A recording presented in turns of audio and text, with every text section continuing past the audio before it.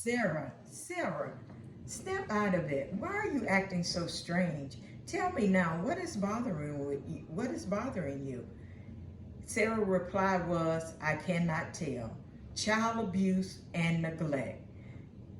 How many agencies is going to have to go through that we can see that what child abuse really is? According to an article in the New York Post written by Naomi Riley, November the 21st, 2022, there was a article of a 3-year-old child that had been abused allegedly by his father. The child had force trauma to the torso, and he had many other physical injuries, according to our New York Post article. What is child abuse? Child abuse can be defined as maltreatment in many states, and each state is responsible for its meaning of what child abuse is. But there are four major child abuse that each state does agree on. And the first one is physical abuse. Physical abuse is any abuse non-accidental that causes physical injury to a child.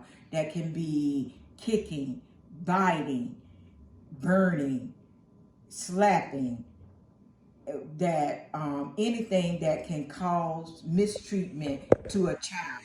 And our second one is emotional abuse.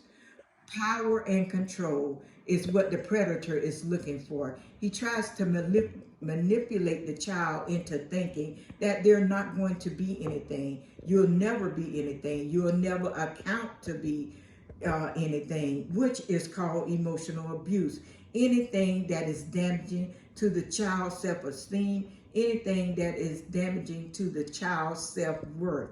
Another one is neglect. Neglect is defined as when a person or persons that is responsible for the child's welfare and their well-being, that they will not see that the child has food. They don't see that the child has proper food, proper clothing, and proper shelter, according to uh, what is listed as a child it needs to have in its everyday living. And our next one is sexual abuse. Sexual abuse is not so where you will be able to see it on the outward appearance. Sexual abuse is something that you're going to have to determine. And sexual abuse is when a child is forced or persuaded to into a sexual activity, and sometimes that activity can mean prostitution or child pornography. I just want to, and this is found in the childwelfare.gov 2022. I just want to give you some statistics on child abuse, sexual abuse for children. As we look at our presentation here, we're going to go while childhood sexual violence provides race, social class, gender, and culture, some children are higher risk than others to experience this type of abuse. There are several risk factors for child abuse, including living with a step parent, being orphaned, or a child or a foster child and experiencing sexual abuse. Children who live with step parents are 20 times more likely to be sexually abused. Our next one, children who have experienced sexual violence are 13.7 times more likely to be victimized in adulthood. Foster children are 10 times more likely to be victim of sexual abuse. About the predators. 96% of predators are male. 35% of male predators are victim of sexual abuse themselves.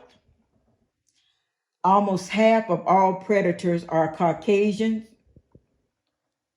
93% of predators are known to the victim. Around 30% of predators are the child's family members.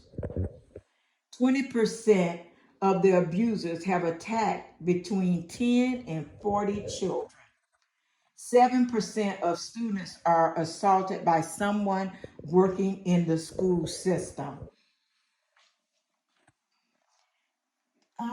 Grandparents, how we need to be able to report signs and symptoms of child abuse. They're not always clear. You may find a child where it's 100-degree weather and he has on a jacket, long sleeves, all covered up. So that should raise some suspicion to us. Is there something going wrong with this child? But so we need to report anything according to William Moore of WebMed 2022. We need to be able to report anything. We should be reporters of anything that we believe that a child is in danger of.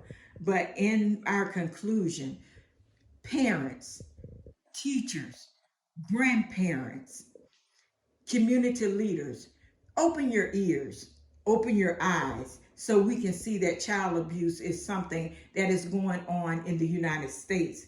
We need to be able to recognize this abuse, and we need to be able to report this abuse. We should always remember that a child can't only do what a child can do, but an adult can be there to help this child do what needs to be done for his life and for his well-being. As I said before, sexual abuse is not always going to be a bruise, or we can't tell sexual abuse all the time. We just have to know how to be governed of children in their strange behavior. So another presentation here that I want to go to and let us know to report child abuse. Every 2 seconds, a child is abused. 5 out of every 6 cases of child abuse are unreported. It is our job as community leaders, as teachers, to report child abuse.